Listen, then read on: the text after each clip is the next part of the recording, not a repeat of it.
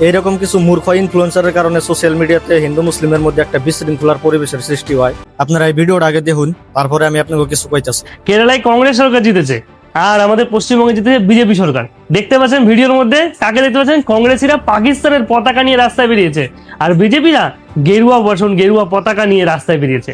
ব্যাপারটা এখানে, এই পার্থক্যটা এখানে। সেকুলার হিন্দুরা বুঝুন, যেদিন কংগ্রেস ক্ষমতায় আসবে, যেদিন অন্যান্য পার্টিগুলি ক্ষমতায় আসবে, সেদিন ভারতবর্ষকে পাকিস্তান বানিয়ে ছাড়বে, কেননা তারা পাকিস্তানকে খুব বেশি ভালোবাসে। প্রথমে আমি এই মূর্খরে কভার চাই, এটা কোনো পাকিস্তানের পতাকা না, এটা হলো মুসলিমের পতাকা।